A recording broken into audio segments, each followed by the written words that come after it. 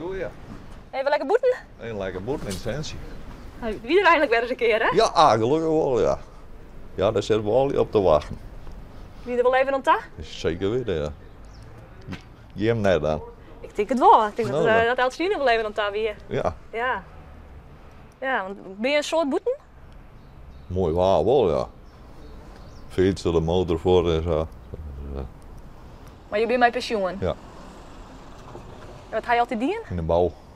Elektrisch. Nou, dat heb ik kennen. Smok? Ja. En als je met pensioen binnen, wat doe je dan?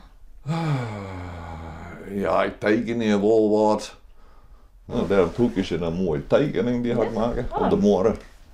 Dat ga ik van een blad of van voorkant van een blad. Vond ik leuk. Wat zit erop? Nou, er zit een wiefkop. En wat soldatenspul. Deetskapje. Er zit het ware brood op. Dat vind ik wel interessant. Ja. Ja, een beetje kunstzinnig. Ik hou nog van mijn vrijheid. Ik ben vroeger ooit getrouwd geweest, maar de laatste jaren ben ik alleen voldoende mijn best. Wat ga je op de doorsteen dan? Ja, uit de rode oortjes zit daar. Dat is zo'n blad. Een beetje een pikant bladje.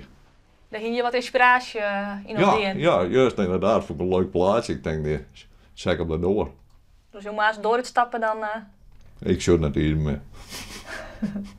Maar je bent wel creatief. Ik ben wel een beetje creatief, Ja. ja. Ja. Je gaat dan volle meer op een morgen, zeg ik. Ja. Nee, ik kwam toen in de ziektewet en toen nog 6 thuis en dat is verschrikkelijk.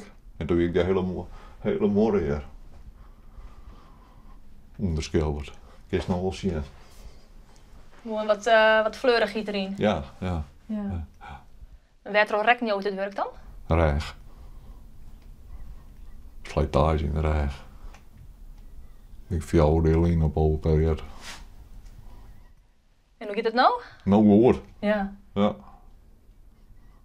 Dan kun je nou genieten van het Ik pensioen? kan of... nou genieten, ja. Ja. Dat kijk.